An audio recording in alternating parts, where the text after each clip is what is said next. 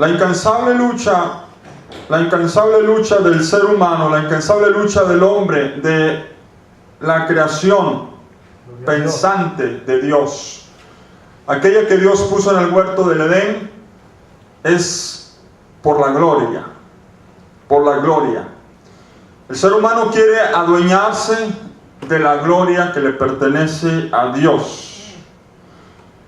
Y la mayoría de los asuntos que tienen que ver con Dios, tienen que ver con su gloria.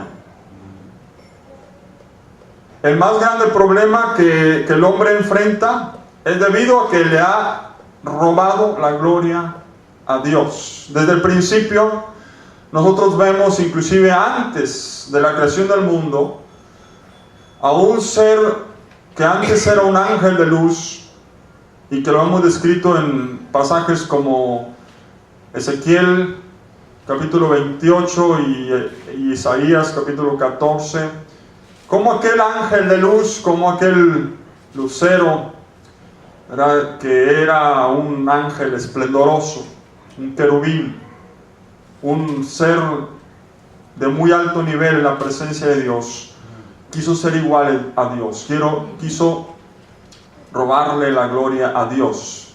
Ese fue su pecado, esa fue su maldad, y esa fue la causa por la que cayó estrepitosamente de la gracia de Dios.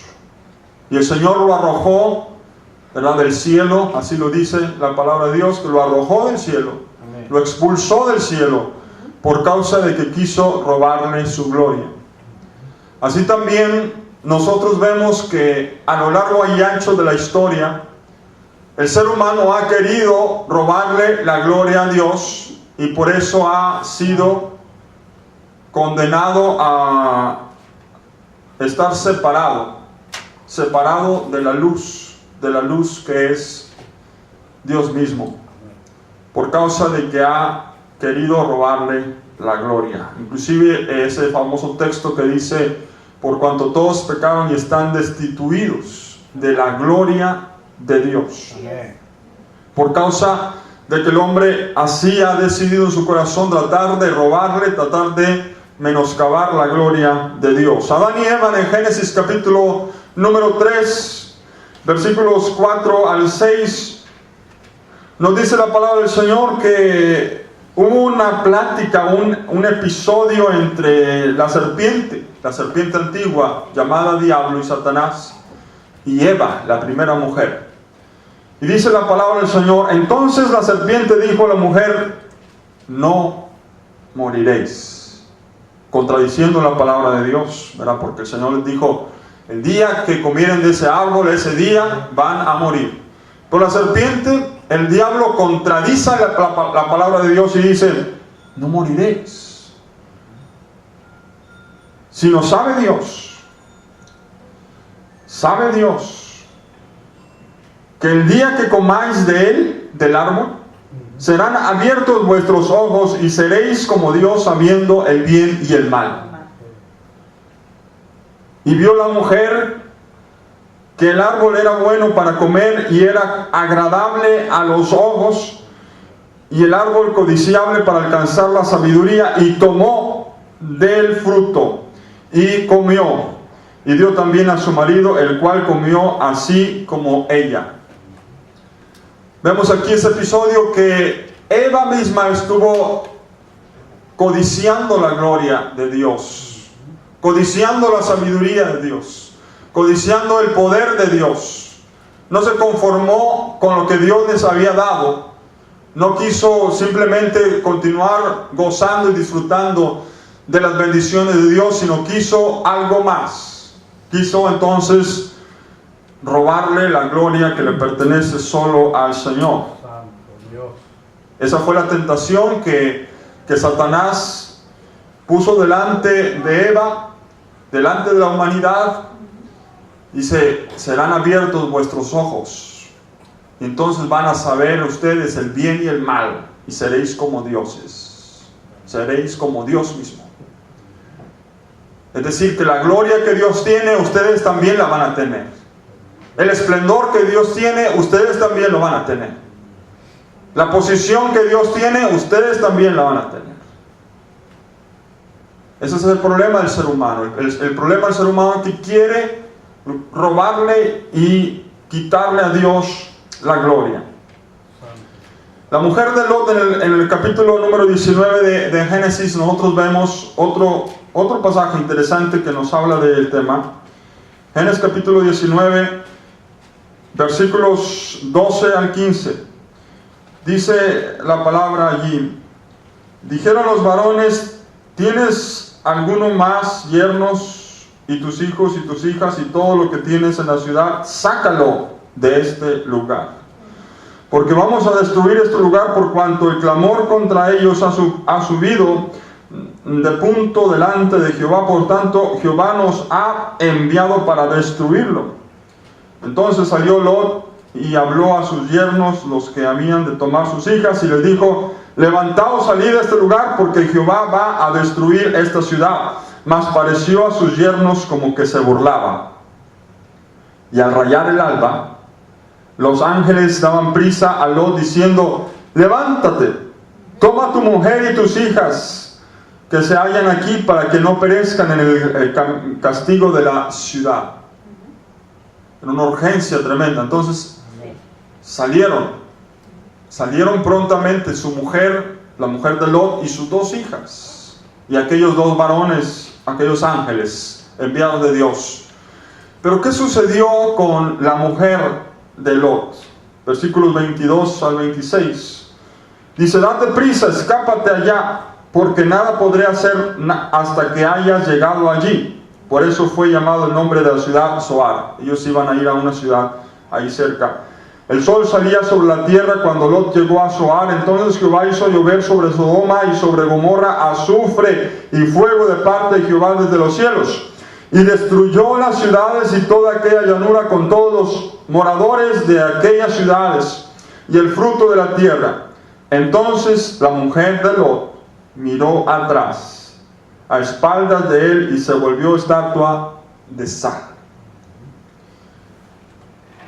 Aquella mujer estaba pensando en la gloria que ella tenía cuando estaba en Sodoma, la riqueza, el esplendor del que ellos gozaban, la familia admirada o una posición dentro de la sociedad, y que ella estaba dejando atrás. No se quería deshacer de la gloria que ella tenía cuando estaba en Sodoma, y ahora ya no tenía nada. Se había quedado sin casa, se había quedado sin siervos, sin siervas, se había quedado sin sus animales, sus ganados, se había quedado sin todas las riquezas, todas las cosas que ellos habían obtenido en Sodoma, toda la gloria que ellos habían obtenido en ese lugar, en esa tierra que era una tierra fructífera y muy fértil, sin embargo pecaminosa. Y ahora lo estaba dejando atrás. Y ella estaba pensando en esas cosas. Estaba pensando en la gloria de los hombres. ¿Qué iba a hacer ahora de ella y su familia? ¿A dónde iban a ir? Iban a empezar desde abajo otra vez. Iban a empezar desde las funciones más sencillas, más humildes, porque habían perdido todo. Ella estaba pensando en eso. Entonces dice la palabra del Señor que cuando ella vuelve atrás y está pensando en la gloria de los hombres, es entonces cuando se vuelve estatua de sal. Buscar la gloria de los hombres, buscar la gloria de aquí, robarle la gloria a Dios, etc. Es una lucha, una pugna por la gloria. Los fariseos, en el capítulo 23 de Mateo, nosotros vemos cómo Jesús mismo empieza a describir a los fariseos. Y los fariseos, dice la palabra del Señor, que eran personas que estaban buscando el bien decir de los demás. Capítulo 23 de Mateo dice: en la cátedra de Moisés se sientan los escribas y fariseos. Así que todo lo que oigan que guardéis, guardadlo y hacedlo, mas no hagáis conforme a sus obras, porque dicen y no hacen. Porque atan cargas pesadas y difíciles de llevar y las ponen sobre los hombros de los hombres, pero ellos ni con un dedo quieren moverlas. Antes hacen todas sus obras para ser vistos por los hombres, pues ensanchan sus filacterias y extienden los flecos de sus mantos y aman los primeros asientos de las cenas y los primeros sillas en las sinagogas, las salutaciones en las plazas, y que los hombres les llamen Rabí, Rabí. Pero vosotros no queráis que os llamen Rabí, porque uno es vuestro maestro, el Cristo, y todos vosotros sois hermanos, etc. El Señor les habla sobre los fariseos que estaban buscando los primeros lugares, estaban buscando hacer oraciones en público, estaban buscando que la gente los alabara y le dijera Rabí, Rabí, maestro, que le dijera tú eres una persona admirable, tú eres una persona muy santa, muy cercana a Dios. Eso es lo que estaban buscando los fariseos, estaban buscando la gloria de los hombres. ¿Y qué tiene que ver esto con la fe? Ese es el asunto. Porque dice la palabra del Señor, ¿cómo podéis vosotros creer? Pues recibís gloria de los unos de los otros y no buscáis la gloria que viene del Dios único. Número uno, lo que mata nuestra fe es cuando nosotros nunca queremos poner en riesgo nuestro prestigio personal. Si usted es cristiano, si usted es un hijo de Dios, va a tener que sacrificar su prestigio personal, debe poner en riesgo su prestigio personal en aras de alcanzar la fe. Porque cuando nosotros no queremos poner en riesgo nuestro prestigio personal, es entonces cuando la fe es aplastada. Es decir, muere la fe, por causa de que nosotros no estamos dispuestos a poner en riesgo nuestro prestigio personal. Vemos un ejemplo en Elías ¿verdad? El profeta Elías en 1 Reyes capítulo 18 versículos del 20 al 24. Vemos nosotros este pasaje de la Biblia que si nosotros lo imaginamos, ¿cuál sería la situación en la que Elías se encontraba? Una situación bastante apretada. Pero vamos a leer allí en 1 Reyes capítulo 18, versículos 20 al 24. Dice: entonces Acab convocó a todos los hijos de Israel y reunió a los profetas en el monte Carmelo. Y acercándose Elías a todo el pueblo dijo: ¿hasta cuándo claudicaréis vosotros entre dos pensamientos? Si Jehová es Dios, seguidle, y si Baal, id en pos de él. Y el pueblo no respondió palabra. Y Elías volvió a decir al pueblo: solo yo he quedado profeta de Jehová, mas de los profetas de Baal hay 450 hombres. Dénsenos pues 2 bueyes y escojan ellos uno y córtenlo en pedazos y pónganlo sobre leña, pero no ponga fuego sobre ella o debajo. Y yo prepararé el otro buey y lo pondré sobre leña y ningún fuego pondré debajo. Invocad luego vosotros el nombre de vuestros dioses y yo invocaré el nombre de Jehová, y el Dios que respondiere por medio de fuego, ese sea Dios. Y todo el pueblo respondió diciendo: bien dicho.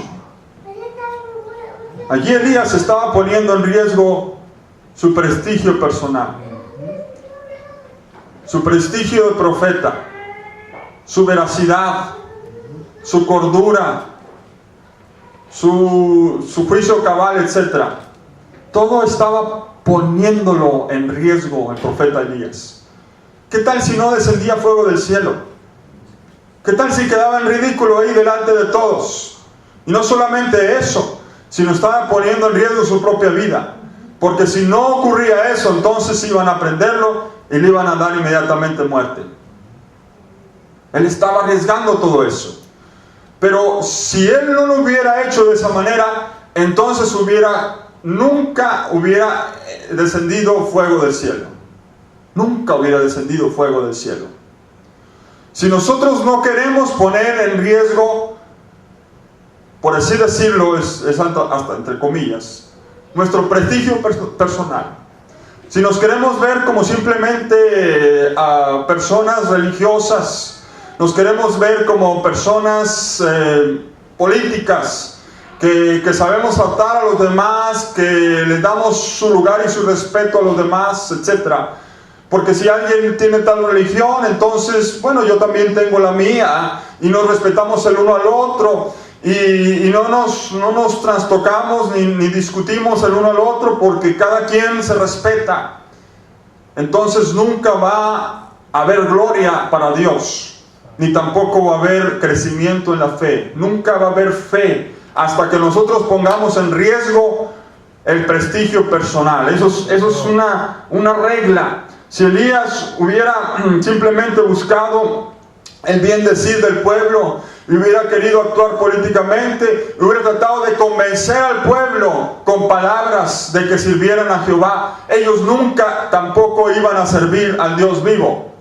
Ellos necesitaban una demostración del poder de Dios, una demostración de la gloria de Dios. Y esto únicamente era posible si él ponía en riesgo su prestigio personal.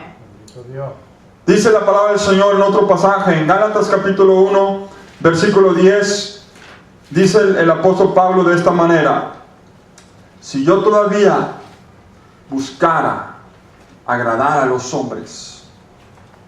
¿Qué pasa con una persona que está tratando de agradar a los hombres? Mata su propia fe. Gálatas capítulo número 1, versículo 10 nos dice: pues, ¿busco ahora el favor de los hombres o el de Dios? ¿O trato de agradar a los hombres? Pues si todavía agradara a los hombres, no sería siervo de Cristo. Agradar a los hombres o ser siervo de Cristo. Agradar a la sociedad o ser siervo de Dios. Darle la gloria a Dios o salvaguardar mi prestigio y mi posición en la sociedad. Si yo no le hablo a nadie de Cristo, entonces todos me van a respetar como una persona que es un buen profesional, que es una persona muy amable, muy bien portada, etc. No contravengo con ningún principio, ninguna ideología, ninguna filosofía, y todo parece estar en santa calma, pero no hay fe ni gloria a Dios. Ese es el grande problema. Si yo quisiera agradar como ministro del Evangelio a los hombres, entonces veo comprometido el Evangelio que Dios ha puesto en mi corazón. La palabra de Dios que ha sido puesta, implantada en mi corazón, entonces se pone en riesgo. Y entonces yo voy a hacer más bien lo que los hombres dicen. Si soy simplemente un asalariado o alguien que se le está pagando para predicar, o una persona que se está pagando para enseñar, entonces me van a decir: mira, di esto y no te salgas de ahí, pero yo tengo que hablar lo que dice el Señor, lo que es la palabra de Dios, el Evangelio que el Señor ha establecido, que es algo precioso y es algo maravilloso, que no se compra con nada. Bendito el nombre del Señor. Es algo infinitamente superior, infinitamente más grande. Buscar la gloria de Dios está encima de todo. La segunda cosa es: creer la palabra de Cristo implica una locura. Creer la palabra de Dios no es simplemente tener una religión. Creer la palabra de Dios no es simplemente seguir un conjunto de doctrinas, una filosofía, una forma de pensar, hasta un estilo de vida. Sino creer la palabra de Dios es literalmente una locura. Es ir en contra de la corriente de la sociedad. Es ir en contra de las filosofías humanas. Es ir en contra de todo lo que la gente piensa muchas veces. A veces en contra de lo que la misma iglesia puede estar pensando. Lo que una sociedad eclesiástica de un grupo de creyentes o de congregantes en una iglesia puede estar creyendo, imaginando, pensando, etc. Así es el Evangelio. El Evangelio es poder de Dios Romanos 1:16, ustedes se lo saben de memoria. No me avergüenzo del Evangelio, porque es poder de Dios. ¿Por qué dice el apóstol Pablo, no me avergüenzo del Evangelio? Porque cuando una persona proclama la verdad del Evangelio, esto delante de los hombres es una locura. Delante de la gente bien portada, delante de la gente polite, delante de la gente que está en una posición, una sociedad, es una locura, es algo que es de inadaptados, de torpes sociales, de gente que no sabe comportarse en la sociedad. Es algo que está encima de su entendimiento. Dice la palabra del Señor que el hombre espiritual no discierne, no entiende las cosas que son del Espíritu, sino que le son locura y no las puede entender, no las puede discernir, porque solamente se pueden discernir espiritualmente. Primera de Corintios capítulo 1 y versículo 18 nos dice la palabra del Señor. Primera de Corintios capítulo 1 versículo 18. Porque la palabra de la cruz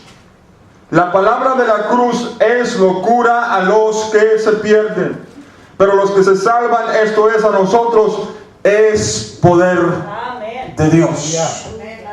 A los que se salvan es poder de Dios. El Evangelio, el precioso Evangelio, la verdad del Evangelio es una locura más. Es una locura. Es algo que nosotros solamente podemos, cuando la aplicamos, entonces es como de locos. Y cuando nosotros nos vemos como personas normales, es entonces cuando no estamos aplicando el Evangelio. Porque el Evangelio no puede ser otra cosa más que esto. Es una oposición contra los métodos humanos. Los métodos humanos son a través de las relaciones sociales. Los métodos humanos son a través del convencimiento, a través de la política, a través de la psicología. Los métodos humanos son a través de la ciencia, a través de la medicina, a través de la biología, a través de la física. Esos son los métodos humanos. Pero los métodos de Dios son sobrenaturales, son de locura para la gente que estudia en las universidades, la gente que ha estado en una familia de cierto nivel económico, o aún de la gente que simplemente no cree el Evangelio, o que asiste a la iglesia pero que no ha aprendido a vivir un Evangelio verdadero y genuino. Eso es una oposición contra los métodos. Los métodos de los seres humanos son buenos, pero no fueron exactamente instituidos por Dios, porque Dios tiene una ley superior. Aunque las leyes que Dios ha instituido para el mundo y la naturaleza son leyes ya establecidas, pero para nosotros como cristianos, para hijos de Dios, personas lavadas con la sangre de Cristo, el Señor ha puesto una ley superior a la ley de la naturaleza, a la ley natural, que es la ley de la fe. Aleluya. La ley del Espíritu. Es algo que está encima, que es algo superior. Pero si nosotros nos queremos simplemente adaptar a la sociedad y queremos vivir simplemente con los métodos humanos, jamás vamos a experimentar el poder de Dios. Y jamás vamos a poder vivir en una genuina y verdadera fe, sino que estamos constantemente asesinando nosotros mismos nuestra propia fe, porque no la hacemos correr, no la ponemos en la práctica, porque el Evangelio, el verdadero Evangelio y el genuino Evangelio es una locura. Es lo que dice la palabra del Señor. La tercera cosa es que la fe implica buscar la gloria de Dios. Una fe genuina y una fe verdadera implica buscar la gloria de Dios. Que la voluntad de Dios sea hecha en la tierra. Juan capítulo número 5, versículo 30, cerca del versículo que nos basamos, dice la palabra allí, búsquelo usted ahí en su Biblia. Juan capítulo 5, versículo 30, son palabras del Señor Jesucristo. Dice, no puedo yo. Fíjense lo que dice el Señor Jesús. Está hablando el mismo Cristo. No puedo yo. ¿Cuándo dijo el Señor que no podía? En esta ocasión. No puedo yo. Hay unos que dicen, todo lo puedo en Cristo que es mi fortaleza. Bueno, el Señor Jesús dijo, no puedo yo. Otra vez. En otra parte dijo el apóstol Pablo, todo lo puedo en Cristo que es mi fortaleza. El Señor Jesús dijo, no puedo yo. ¿Eso qué significa? Que el pasaje que vemos de Filipenses capítulo 4 no está hablando de que nosotros vamos a hacer lo que nosotros nos plazca. Y por eso es que la gente aplica este pasaje a todo lo que ustedes gusten y manden. ¿Verdad? Un equipo de fútbol dice, allá hay un cristiano y dice, vamos a ganar el campeonato porque todo lo puedo en Cristo que es mi fortaleza. Y luego otro que es comerciante, ¿verdad? Y dice, voy a ganarle a todos mis competidores porque todo lo puedo en Cristo que es mi fortaleza. Y luego otro que está buscando ser político y ser alcalde o el mayor de una ciudad, ¿verdad? Y es cristiano, y entonces dice, yo voy a ganar porque todo lo puedo en Cristo que es mi fortaleza. Y un deportista que está jugando o que está participando en los Juegos Olímpicos y que es cristiano, ¿verdad? Y dice, yo voy a ganar la medalla de oro porque todo lo puedo en Cristo que es mi fortaleza. Y luego otro que está buscando una beca y etcétera, todo lo puedo en Cristo que es mi fortaleza, etcétera. Todo lo aplican para sus fines personales, para sus glorias personales, para sus metas personales, para sus deseos, sus anhelos, para sus sueños personales. Aplican la palabra de Dios erróneamente. Porque nosotros no estamos aquí en esta tierra para decir todo lo puedo en Cristo, todo lo que se me antoje, todo lo que quiera, todo lo que se me pegue la gana, yo lo voy a hacer porque todo lo puedo en Cristo que es mi fortaleza. No, sino que yo estoy, dijo el Señor Jesucristo, no puedo yo hacer nada. No puedo hacer nada por mí mismo. Según oigo, así juzgo, y mi juicio es justo, porque no busco mi voluntad, dice el Señor. No busco mi voluntad, sino la voluntad del que me envió, la del Padre. Bendito sea el nombre del Señor. Es decir, que nosotros vamos a hacer las cosas que sean la voluntad de Dios. De eso se trata. La vida del cristiano no es vamos a hacer esto porque todo lo puedo en Cristo y cualquier cosa que se le ocurra. No, tiene que estar sometido a la voluntad de Dios. Así sea lo que sea, sometido a la voluntad del Señor. A veces que la persona tendría que sufrir por causa del Evangelio. Hay muchos misioneros que están sufriendo por causa del Evangelio, hay muchos que están siendo muertos por causa del Evangelio en muchos países. Aún en el lugar a donde vamos, me estaba platicando mi esposa que algunos pastores los han matado, los rusos.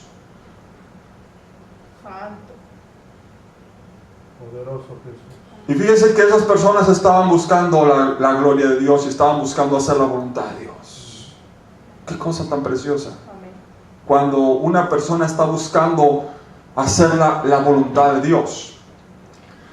Pero la voluntad de Dios tenemos nosotros que entenderla, porque hay a veces que hay confusión en cuanto a lo que significa esto de la voluntad de Dios. La voluntad de Dios es un tema que habremos de ver en alguna otra ocasión, un tema un poco complejo. Pero dice la palabra de Dios en cuanto a la voluntad de Dios, en primera instancia, en primer lugar, la voluntad de Dios es la palabra profética más segura, dice Pedro.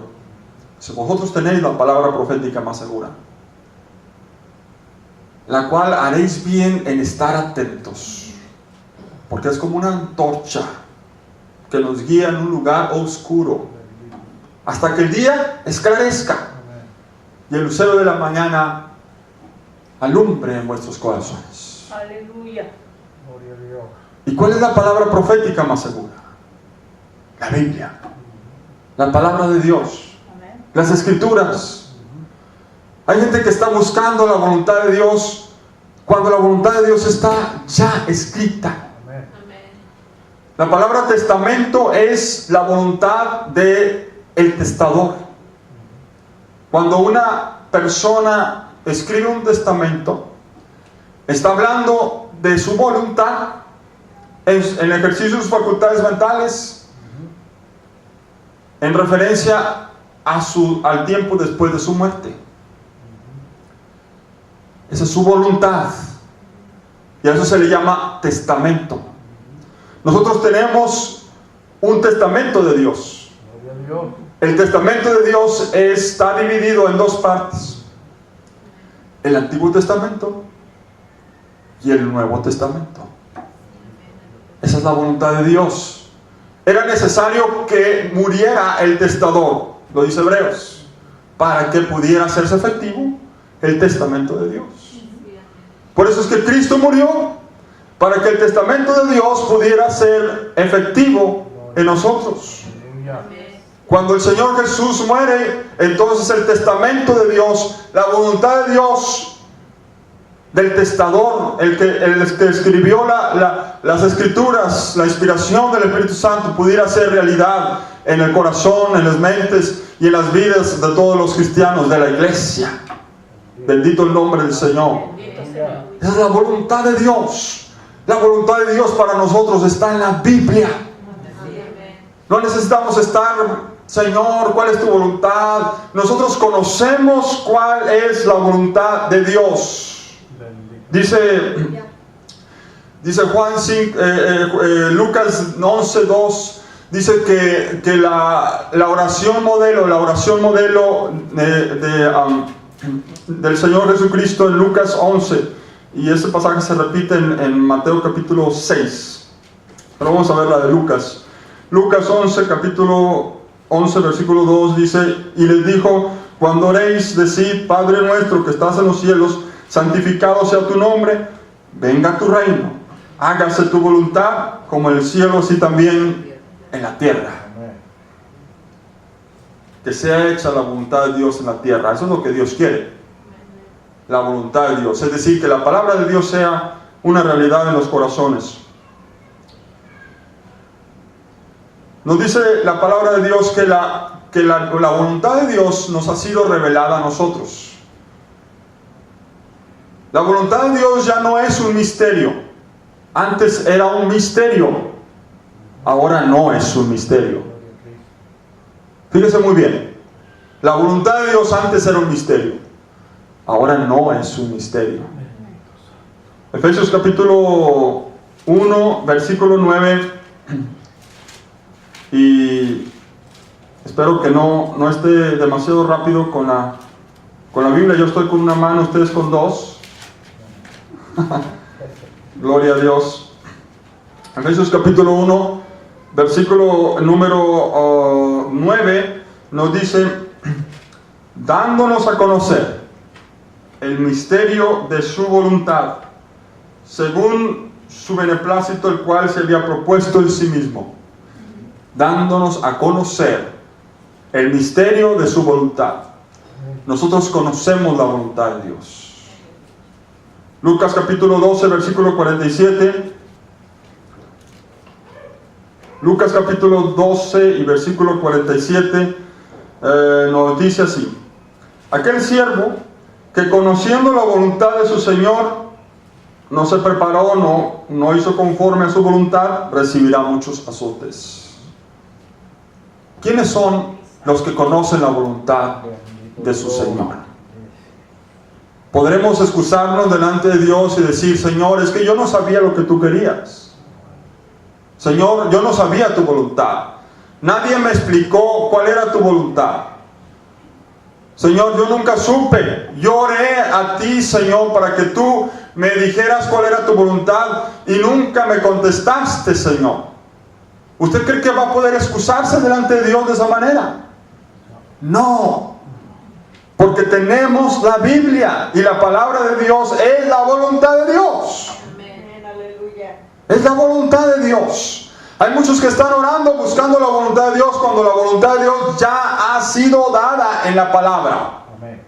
Esa es la voluntad de Dios. La voluntad del Señor ya nos ha sido dada. Romanos capítulo 2, versículo número 18. Romanos capítulo 2, versículo 18 nos dice así: porque la ira de Dios se revela desde el cielo contra toda impiedad e injusticia de los hombres que detienen con injusticia la verdad. Dice, y conoce su voluntad. 2:18. Y conoce su voluntad e instruido por la ley apruebas lo mejor. Conoces su voluntad. Conocemos la voluntad de Dios. La voluntad de Dios nos ha sido dada. Sin embargo,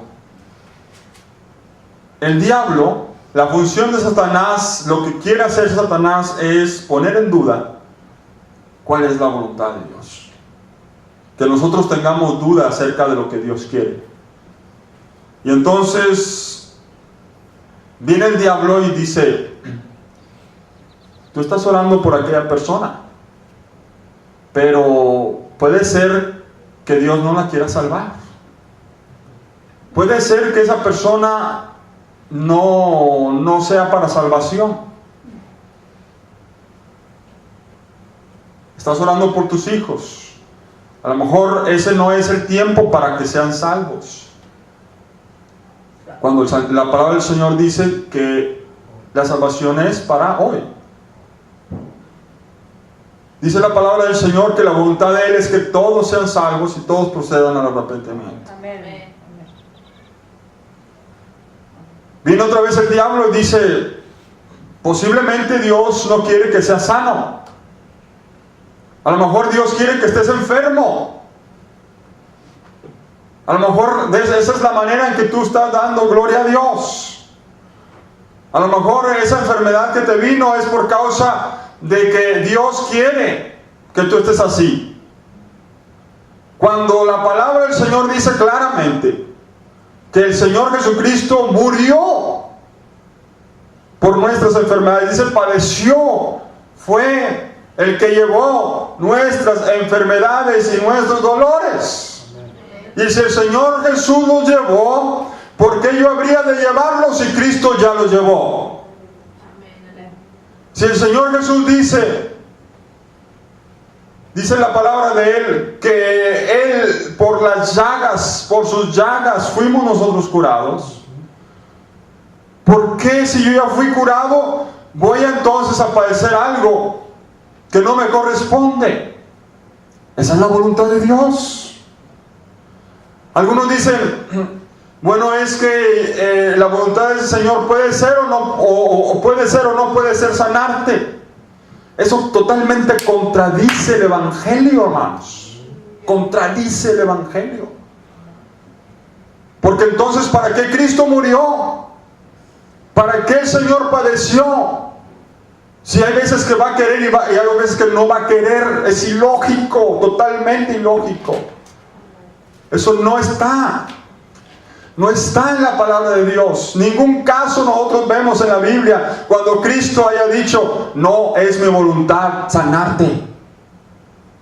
En ningún caso nosotros vemos en la Biblia donde el Señor haya dicho: el Padre me reveló que no es su voluntad sanarte, por lo tanto no te voy a sanar. Eso no dice la Escritura. Dice la palabra del Señor que todos los que iban a Cristo, todos los que iban con Él, eran sanados, todos. Bendito sea el nombre del Señor. Y dice la palabra del Señor que Dios ungió con el Espíritu Santo y con poder a Jesús de Nazaret. Y como éste anduvo haciendo bienes y sanando a todos los oprimidos por el diablo, porque Dios estaba con él. Amén, aleluya. Hechos capítulo 10, versículo 38. El Señor dice en su palabra que la provisión de Él, esa es la voluntad de Dios. Esa es la voluntad de Dios. Pero cuando nosotros decimos, bueno, es que puede ser o no puede ser, ¿verdad? El caso depende, ¿verdad? Si es este caso, entonces, bueno, déjame ver, mire, es que las escrituras hay que analizarlas, hay que ver, ¿verdad? Diferentes casos. Y hay unos profetas, ¿verdad?, del Antiguo Testamento que murieron enfermos, ¿verdad? Y bueno, la Biblia dice, ¿verdad?, también que Dorcas murió, ¿verdad? Y dice que aquel ayudante de Timoteo estaba enfermo, ¿verdad? Y así empiezan a argumentar y que el aguijón de Pablo y que no sé qué, y todas esas cosas, ¿verdad?, que no tienen conexión en la palabra del Señor, porque hay una sola palabra y una sola voluntad de Dios. Y la voluntad de Dios es que todos sean sanos por causa de las llagas de Cristo que Él ya pagó en la cruz del Calvario. El precio que el Señor Jesús ya pagó en la cruz del Calvario. Y cuando nosotros empezamos a dudar de la voluntad de Dios, eso mata la fe. Es un asesino de la fe. Por eso es que mucha gente no es sana, porque está dudando que sí, que no, que no. Y gente que no es salva porque sí, que no. Y que si Dios quiere proveerme lo económico y que el Señor me querrá sacar de esto, o querrá que viva en la miseria. A lo mejor la voluntad de Dios es que yo viva en la miseria. Cuando el Señor ya nos ha dicho, aleluya, que Él va a proveer para nuestras necesidades. Dice, no te dejaré, no te desampararé, dice el Señor. Dice que no te preocupes, que así como da de comer a las aves, así como Él viste los lirios del campo, dice que Él va a proveerte lo suficiente para que comas, para que te vistas. Aleluya, que Él dice, si aún el gorrión haya casa, la golondrina nido para sí, donde ponga sus polluelos cerca de tus altares, oh Jehová de los ejércitos. Aleluya, si aún el gorrión haya casa, ¿cómo entonces más yo no hallaré casa también? Aleluya, entonces promesas de Dios. La palabra de Dios está allí escrita, aleluya, y cuando nosotros ponemos en práctica la palabra y ejerciendo nuestra fe, porque la fe no es variable, no es decir sí, no, puede ser, depende, voy a ver, déjame estudiarlo, déjame analizarlo, déjame asimilarlo. No, la fe es una locura, la fe es una locura, es decir, así dice el Señor, así dice la palabra y así yo lo creo. Punto. Bendito el nombre del Señor. Cualquier cosa encima de eso, entonces va a asesinar nuestra fe. ¿Por qué? Porque no estamos buscando la gloria de Dios, sino estamos buscando la gloria del hombre. No, es que yo luego después, si digo que va a suceder esto, y si digo que yo creo de esta manera, y luego si no sucede, voy a quedar en ridículo. Y luego si no pasa, entonces pues voy a perder mi prestigio. Y van a decir que soy un cristiano fanático. Y van a decir que soy un cristiano de esos recién convertidos que están todavía en su primer amor y que no están maduros espiritualmente. Y van a pensar que no tengo fe. Van a pensar que no tengo fe. Y de esa manera contradicen la palabra de Dios, con tal de salvar su prestigio personal, con tal de la gloria de los hombres. Prefieren la gloria de los hombres y no la gloria de Dios. Eso es lo que mata la fe, porque la fe implica renunciar a nuestra gloria. Es el punto 4. La fe implica renunciar a nuestra gloria. Hubo un hombre que se llamó David Livingstone, un misionero al África, uno de los primeros misioneros que fue al África, si no es que el primero. Y entonces él se hizo muy famoso, era de Inglaterra. Cuando iba a Inglaterra, que fueron pocas veces realmente en su vida, porque casi todo la pasó en África, entonces se hizo tan famoso y tan renombrado que lo recibían con honores, y todos los diarios, todos los periódicos escribían de él las maravillas. Él decidió en su corazón jamás leer nada sobre él, jamás en lo que él pudiera evitar escuchar sobre él. Él decidió renunciar a toda la gloria que le pudieran dar en su propio país, porque la fe implica renunciar a nuestra propia gloria. Para que nosotros podamos alcanzar la fe, tenemos que renunciar a nuestra propia gloria.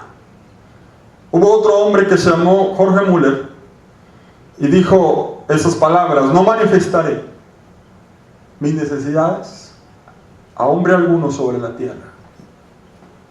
No manifestaré mis necesidades a hombre alguno sobre la tierra, sino que él exponía sus necesidades delante del Señor, delante de Dios. Y llegó a tener miles de necesidades porque las escribía, y llegó a tener un presupuesto, una necesidad, un presupuesto de más de $8 millones. Y estamos hablando de muchísimos años antes, donde una pieza de pan podría costar un centavo. $8 millones eran sus necesidades anuales. Pero él jamás pidió un centavo a nadie, jamás expuso sus necesidades a nadie. Como aquel ministro, ¿verdad?, que dice: hermanos, tenemos esta necesidad, vamos a hacer esto, vamos a hacer aquello, necesitamos la contribución del pueblo de Dios, y hay una ofrenda, etc. Pero él decía: yo voy a orar a Dios y el Señor va a proveer todo. Eso es buscar la gloria de Dios. Y no se confunda, la gloria de Dios son milagros, la gloria de Dios son maravillas, la gloria de Dios son cosas sobrenaturales. La gloria de Dios no es algo que nosotros podamos hacer como humanos, sino es algo superior, es algo que está encima. Debo de renunciar a mi gloria, porque eso es la manera que podemos tener la fe. Vamos a ver algunos pasajes en Mateo capítulo número 6. Estamos aprendiendo la palabra del Señor, porque el Señor es maravilloso en su doctrina. Mateo capítulo 6, versículos 5 y 6 dice: cuando ores. Es decir, que es una práctica constante del ser humano cristiano, hombre y mujer. Cuando ores, no seas como los hipócritas. Dice: ellos aman el orar en pie en las sinagogas, en las esquinas de las calles, para ser vistos de los hombres. De cierto os digo que ya tienen su recompensa. Esa es su recompensa, la gloria de los hombres. Mas tú cuando ores, entra en tu aposento y cerrada la puerta, ora a tu Padre que está en secreto, y tu Padre que ve en lo secreto te recompensará en público. Gloria a Dios. Tu Padre que ve en lo secreto. Y una vez un pastor que yo conozco allá en México DF, el Señor le ha dado privilegios grandes. Predicado en estadios. Recientemente predicó juntó gente, no sé si llenó el Estadio Azteca. y va a Jerusalén yo creo que cada mes o una cosa así. Predica aquí y allá y va y viene. Y ya ha tenido un ministerio muy fructífero. Y entonces dice que alguien le dijo, hermano, pues yo no lo veo orando. Usted como que no ora, ¿verdad?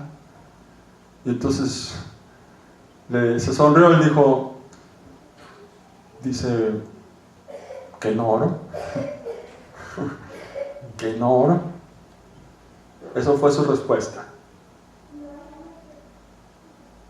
Cuando nosotros vemos un ministerio, cuando nosotros vemos a alguien que prospera en el reino de Dios y que hace cosas extraordinarias, las cosas no se hacen por arte de magia. Las cosas no es porque cualquiera los puede hacer. Hasta hay un dicho popular que dice, si las cosas buenas fueran fáciles, cualquiera las haría. Algunos que me dicen, pues nomás está de ir allá a Ucrania y traerse a una de por allá. Digo, pues hazlo tú. O sea, la gente a veces piensa que son cosas fáciles. Y las cosas que hemos hecho, las que han hecho otros. Pero todas las cosas extraordinarias, los milagros, las maravillas, cosas que están encima del promedio, son cosas que solamente se obtienen en el cuarto de oración, buscando a Dios, de rodillas, en la presencia de Dios. Es la única forma que nosotros podemos obtener la gloria de Dios. Pero una oración con fe, no una oración simplemente lacónica por cumplir un requisito, sino una oración real, efectiva, que al final de todo el discurso podamos decir, Señor, te doy gracias porque yo sé que siempre me oyes. Siempre me oyes. Siempre me oyes. Y olvidarnos del asunto porque sabemos que Dios ya nos escuchó. Esa es la oración que Dios agrada. El segundo asunto, versículo 16. Cuando ayunes, la práctica del ayuno es una práctica normal de todo cristiano. Normal. No tengo por qué estar diciendo, hermanos, ayunen. Eso es algo normal, cotidiano. Vamos a decir algo básico. Básico en todo cristiano. El ayuno es algo básico. Todo cristiano debe de ayunar. Todos los cristianos. Es una cosa, así como la oración, así también el ayuno. Por eso dice el Señor Jesucristo, cuando ayunes, no seas como los austeros, como los hipócritas, porque ellos demudan sus rostros para mostrar a los hombres que ayunan. De cierto os digo, ya tienen su recompensa. Pero tú, cuando ayunes, unge tu cabeza y lava tu rostro, para no mostrar a los hombres que ayunas, sino a tu Padre que está en lo secreto. Y tu Padre que ve en lo secreto, te recompensará en público. ¿Hay recompensa por el ayuno? Yo pregunto, ¿hay recompensa por el ayuno? Amén. Así lo dice Jesús. Que hay recompensa por el ayuno. Bendito Dios. Pero cuando el ayuno es en secreto. No cuando hermanos, es que pues ustedes saben, ¿verdad? Yo ayuno mucho. Cuando me vean con una botellita de agua significa que estoy ayunando, así es que no me ofrezcan comida. ¿Sí? Ya tiene su recompensa. ¿Su recompensa cuál es? Ay, qué hermano tan consagrado. Ay, qué bárbaro, no hombre, yo no sé cómo hacerle para alcanzar. Yo creo que no le llego ni a las suelas del zapato. ¿Sí? Y aquel hombre, aquella mujer, sí es cierto, ¿verdad? Ya casi se pinta con la aureola de ángel, ¿verdad? Decir, ¿verdad? Y se pone sus manitas así, ¿verdad? Dice, ¿verdad? Tómenme foto, ¿verdad? Que soy santo, que soy consagrado, ¿verdad? Y ponla en Facebook también, ¿verdad? Sí, que todo el mundo se entere, ¿verdad? ya tiene su recompensa. ¿Sí? Dice, hermanos, acabo de salir de un ayuno de 40 días. Acabo de salir de un ayuno de 40 días. Pero estuvo pesadísimo, no sé, pesadísimo. Y la gente, oh, wow, ese hermano que ayuna 40. ¿Cuántos días dijo? ¿40? No, hombre, pues qué bárbaro, ¿verdad? Y entonces, hermano, díganos la fórmula, cómo le hizo, ¿verdad? Que si fue con verduras, que si fue con jugos, ¿cómo le hizo, man, para ayunar tantos días? Ya tiene su recompensa. Qué triste, ¿no? Que nosotros podamos hacer un esfuerzo luego para que ya la recompensa ahí se nos dé con un halago de alguien.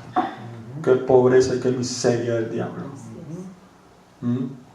Cuando nosotros debemos de estar luchando por esta carne miserable y decir, te reprendo en el nombre de Jesús. Yo no estoy buscando mi gloria, estoy buscando la gloria de Dios. Estoy buscando la gloria de Dios. Yo lucho por la gloria de Dios. Porque esa es mi fe. Esa es la manera en que yo puedo alcanzar fe. Es la única forma en que yo puedo alcanzar fe. Si de otra manera, entonces mi fe se mata. Se aniquila. Y luego dice, más atrásito dice, guardaos. Versículo 1. Guardaos de hacer vuestra justicia delante de los hombres, para ser vistos de ellos. De otra manera, no tendréis recompensa a vuestro Padre, que está en los cielos. Cuando pues des limosna, no hagas tocar trompeta delante de ti como hacen los hipócritas en las sinagogas y en las calles, para ser alabados de los hombres. De cierto digo que ya tienen su recompensa. Mas tú, cuando des limosna, es decir, otra vez, dar ofrendas, ¿verdad? Y dar contribuciones para la obra de Dios es una cosa normal, natural, es algo cotidiano de todo cristiano. No tenemos que estar diciendo, hermanos, den para la obra de Dios necesita, y hay que pagar la luz, y hay que, los ministros tienen que sostenerse, hermanos, por favor, cooperen. Esa es una práctica normal, cotidiana de todo cristiano. Así como la oración, así como el ayuno, las contribuciones económicas son cosa normal, cotidiana para todos los cristianos. Por eso dice el Señor Jesús, cuando des limosna, da por sentado que ya nosotros lo sabemos. Dice, cuando des limosna, o des ofrendas, no sepa tu izquierda lo que hace tu derecha. Bueno, porque la palabra limosna, otros la hemos denigrado a dar un centavo ahí, ¿verdad? Una limosna. Pero cuando está hablando el Señor de esto, está hablando de las ofrendas que se dejaban en el altar de Dios, en el templo. Cuando des limosna, no sepa tu izquierda lo que hace tu derecha, para que sea tu limosna en secreto. Y tu Padre que ve en lo secreto te recompensará en público. Sí.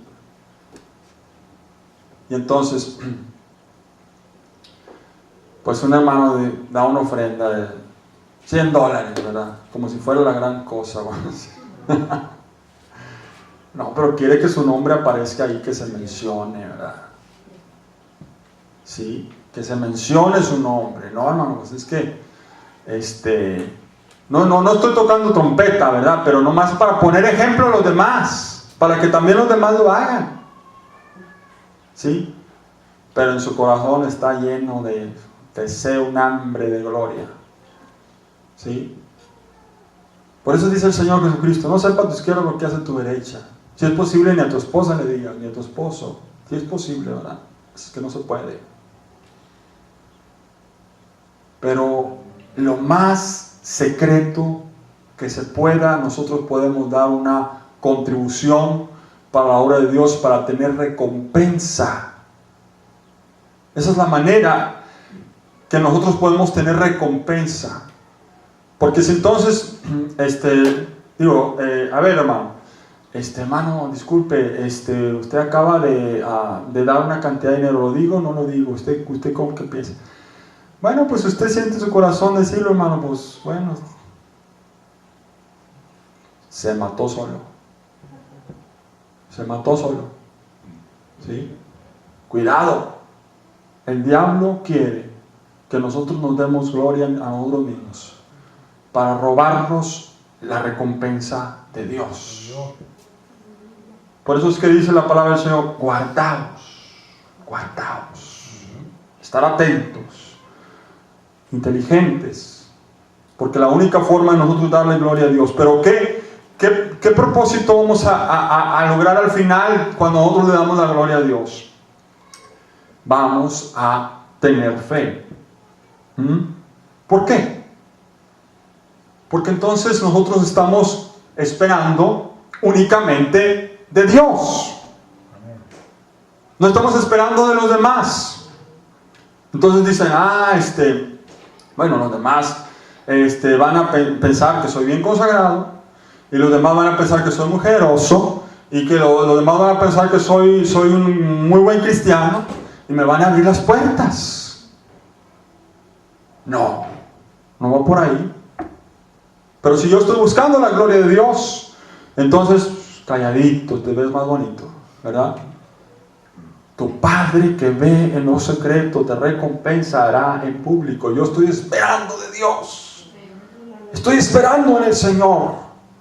Bendito el nombre de Jesús de Nazaret. El hombre quiere que su nombre aparezca con letras de oro en los grandes edificios, con letras doradas en la historia de la humanidad. Decir, oh wow, este hombre hizo y deshizo y tornó el mundo. El hombre quiere trascendencia, el hombre quiere reconocimiento y los honores, pero de esa manera está matando su propia fe y no le da gloria a Dios. El último punto, ¿qué es dar gloria a Dios? Número 1, dar gloria a Dios es luchar hasta la sangre en contra del pecado. Nos dice la palabra del Señor en Hebreos capítulo 12, versículo 3 al 4. Dice, no habéis luchado todavía hasta la sangre combatiendo contra el pecado. Esa es la primera cosa. La segunda cosa es estar dispuestos al vituperio. Así como Moisés estuvo dispuesto al vituperio, dice la palabra que él renunció a los placeres del mundo por tal de recibir lo de Dios. Prefirió el vituperio de Cristo en lugar de los placeres temporales del pecado. Eso es dar gloria a Dios legítima. Poderoso. Otra cosa es luchar contra el diablo, declarando la voluntad de Dios para que la gloria de Dios, sus hechos sobrenaturales sean manifiestos. Esa es la manera en que yo puedo traer gloria a Dios. Cuando nosotros luchamos contra el diablo, luchamos contra el enemigo, porque el enemigo está tratando de robar la gloria al Señor. Ese es su trabajo. Pero nosotros por el otro lado estamos creyendo la palabra del Señor, confesando la palabra del Señor, declarando la palabra del Señor y haciendo hechos que confirmen la palabra de Dios para que los milagros y las maravillas y los hechos sobrenaturales de Dios sean manifiestos en la tierra y de esta manera haya gloria para el Señor Dios Todopoderoso. Y por último, mantener una vida de buenas obras sin buscar nada de gloria para nosotros mismos. Dice en Mateo capítulo 5 versículo 16, así vean vuestras obras, así alumbre vuestra luz y vean vuestras obras y glorifiquen a vuestro Padre que está en los cielos. El fruto del cristiano. El fruto del cristiano no es aquel que yo estoy buscando, para que voy a ayudarle a esta viejecita para que los demás vean que yo soy buena persona. No, sino es algo natural, es algo normal, es algo que se da simplemente, es un fruto, es un resultado, es una consecuencia de la luz que está dentro de nosotros.